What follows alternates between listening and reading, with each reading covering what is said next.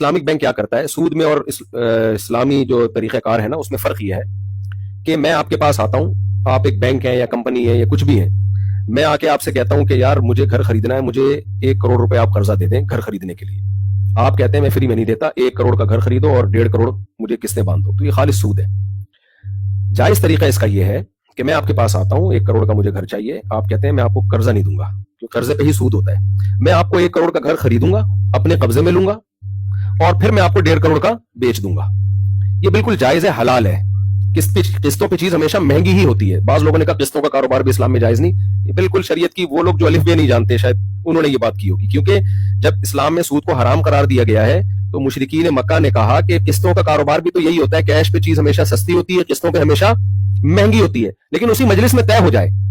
دیکھیں میں گھڑی بیچتا ہوں کہ بھائی یہ میں نے آپ کو 10,000 کی دی کیش پہ, قسطوں پہ لینی ہے تو آپ نے 12,000 کی ہے, لیکن اسی مجلس میں طے ہو جائے کہ آپ نے 12 والی پیمنٹ پہ لینی ہے یا 10 والی. یہ نہیں ہو کہ میں گھر جا رہا ہوں غور کر کے آؤں گا, اگر کل پیسے لے آئے تو 10 دے دوں گا, کل نہیں لایا تو 12 دوں گا, یہ جائز نہیں ہے.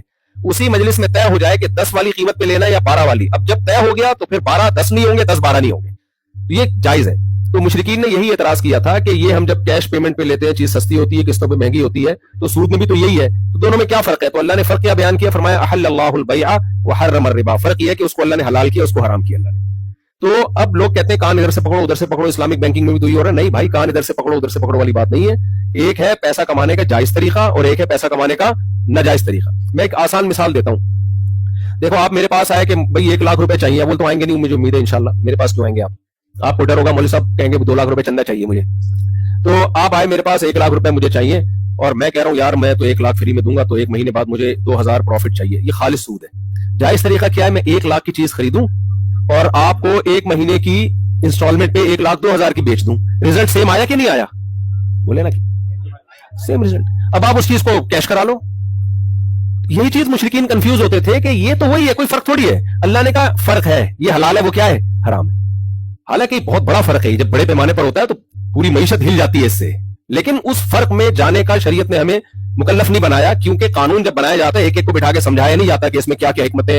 امریکہ قانون بنا رہے ہیں, ایک بندے کو سمجھا رہے ہیں ہم نے یہ لا اس لیے بنایا ہو, تو بھائی قانون کو گیا کہتے ہیں یہ لا ہے, فالو کرنا پڑے گا, آپ کو سمجھ میں آئے یا آپ کو نہ آئے. تو سود کو اللہ نے حرام قرار دے دیا, قسطوں کے کاروبار کو اللہ نے حلال قرار دے دیا. تو یہ اس لیے کیا کہ اسلام قیامت تک کے لیے آیا, کوئی سود کا آلٹرنیٹ تو ہونا چاہیے تھا نا. ایک آدمی 1 لاکھ روپے پہ پیسہ کمانا چاہ رہا ہے تو شریعت نے کہا ایسٹس بیچ میں لے کر آؤ, اس کو بیچو. پیسے کی سرکولیشن اس لیے ایک نیچرل رہتی ہے اس سے. اب کیا ہے کہ میں گھر لینا چاہتا ہوں تو آپ سودی بینک کے پاس جائیں گے, وہ سیدھا سیدھا آپ کو بولے گا 1 کروڑ روپے لے لو اور اتنے پیسے دے دو ہمیں. گھر کی ایسی کی تیسی, گھر چوری ہو جائے, کچھ بھی ہو جائے, زلزلے میں تباہ ہو جائے, ان کا ہیڈک نہیں ہے. گاڑی بھی ایسی دیتے ہیں, گاڑی لو لے کے چلاؤ, ٹوٹ جائے پھوٹ جائے جو مرضی ہو جائے, ہمیں تو بھائی پیسے چاہیے. یہ حرام ہے, ناجائز ہے. جائز طریقہ کیا ہے؟ آپ آئے کہ بھائی ہمیں 1 لاکھ روپے چاہیے. میں کہتا ہوں کرنا کیا ہے آپ نے کہا میں نے گاڑی خریدنی ہے. میں کہتا ہوں میں گاڑی خریدتا ہوں 1 لاکھ کی, اپنے قبضے میں لی میں نے, اور آپ کو میں نے وہ 1.5 لاکھ کی قسطوں پہ بیچ دی. لیکن پہلے اپنے قبضے میں لی تاکہ تھوڑی دیر کے لیے میرے رسک میں آئے, کیونکہ حدیث سے یہ بات ثابت ہے جس چیز کا آپ رسک نہیں اٹھاتے اس پہ پروفٹ نہیں لے سکتے. چند سیکنڈ کے لیے گاڑی میرے قبضے میں آئے گی, کیونکہ اس دوران چوری ہوگی تو میرا نقصان ہو, تو اب میں نقصان کا رسک لے رہا ہوں. اب اس میں یہ بھی کر سکتا ہوں کہ میں نے خرید کے, چونکہ آپ ہی کو بیچنی ہے, لہذا آپ پہلے میرے لیے خریدو اور میرا وکیل بن کے اس پہ قبضہ کرو, پھر دوبارہ سے آپ سے ایگریمنٹ ہوگا, میں آپ کو بیچ دوں گا وہ گاڑی. یہ دونوں ایگریمنٹ ایک دوسرے سے بالکل الگ الگ ہوتے ہیں. ان میں آپ کے پاس یہ رائٹ ہوتا ہے, آپ اگلے ایگریمنٹ میں بولو میں نے نہیں خریدنی, یہ آپ کے پاس رائٹ ہوتا ہے. تو گھر میں بھی ایسا ہی ہے کہ کیا کرتا ہے بینک, گھر خریدتا ہے لیکن وہ کہتا ہے تلاش آپ کرو, کیونکہ میں نے بیچنا آپ ہی کو ہے. تو آپ تلاش کرتے ہیں یہ والا گھر ہے, بینک کہتا ہے ٹھیک ہے 80% میں خریدوں گا, 20% آپ اس میں اس کے یونٹ بنا لیتے ہیں, جیسے 100 یونٹ بنا لیے تو 80% شیئر میرے ہو گئے, 20% کس کے ہو گئے؟ آپ کے ہو گئے. بینک نے 80% پیمنٹ کر دی اور بینک کہتے ہیں آپ اس میں رہنا شروع کریں. 80% کے 80 یونٹ کر دیے, 1 یونٹ کا رینٹ اتنا ہے, تو آپ وہ رینٹ ہمیں دیتے رہے اور ساتھ ساتھ ہر مہینے یونٹ خریدتے بھی رہے ہم سے. تو آپ جتنا دیر سے یعنی یونٹ خریدیں گے نا اتنا رینٹ آپ زیادہ دیں گے. میں سمجھا پا رہا ہوں؟ یعنی آپ جلد سے جلد پیمنٹ کر کے یونٹ خریدتے چلے جائیں تو آپ جلدی گھر کے مالک بن جاؤ گے. بینک کہے گا ٹھیک ہے بھائی تمہارا گھر ہے, اور آپ نے یونٹ خریدنے میں دیر کر دی تو بینک کا نقصان نہیں ہے, وہ کہے گا رینٹ تو آ رہا ہے نا میرے پاس. جتنے یونٹ خریدو گے, شرکت متناقصہ کہتے ہیں, آپ کی شرکت اسی حساب سے کم ہوتی چلی جائے گی اور آپ کا رینٹ کم ہوتا چلا جائے گا. اب اس میں لوگ کہتے ہیں کان ادھر سے پکڑو ادھر سے پکڑو, ایسا نہیں ہے. بینک جب 80% کا مالک ہوتا ہے تو اس کا نقصان بھی بینک اٹھاتا ہے. وہ گھر زلزلے میں ہلاک ہو جائے, کوئی بھی نقصان ہو جائے تو 80% بینک ہی کا نقصان ہوگا یا کمپنی ہی کا نقصان ہوگا.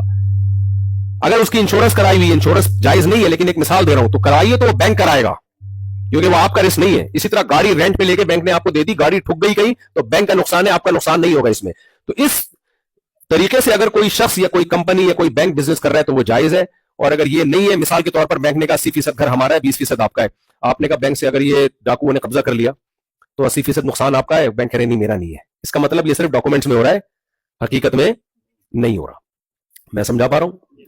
تو سچی مچی میں یہ پورا طریقہ شرکت متناقصہ کہتے ہیں اصطلاح میں, کہ بینک زیادہ حصہ خرید لیتا ہے گھر کا اور کچھ فیصد آپ خرید لیتے ہیں, اور پھر بینک اپنا حصہ آپ کو رینٹ پہ بھی دیتا ہے اور یونٹ آپ کو بیچتا بھی رہتا ہے اور اس کے طے کر لیتا ہے یونٹ. اچھا, اس میں ایک تھوڑا سا اشکال یہ ہوتا ہے کہ وہ قیمت میں بھی کائبور کی وجہ سے, جو کراچی میں تو کائبور ہی ہوگا نا, یہاں لائبور, تو جو بینک کی جو آفر ریٹ ہوتا ہے نا کہ اتنے پیسے میں بینک اتنا پروفٹ دیتا ہے, تو وہ قیمت فلیکسیبل ہوتی ہے, چینج ہوتی رہتی ہے. اس میں لوگوں کو اشکال ہوتا ہے کہ یہ کہ سود کے ریٹ کے حساب سے اس کے بھی ریٹ اوپر نیچے ہوتے ہیں. تو اس کی دو حدود انہوں نے کی ہوئی ہوتی ہے کہ اگر لائبور اتنا ہو گیا تو اس سے زیادہ نہیں جائے گا, ہم قیمت اس سے زیادہ نہیں, رینٹ اس سے زیادہ نہیں لیں گے. لائبور اس سے کم ہو گیا تو ہم رینٹ اس سے کم نہیں کریں گے.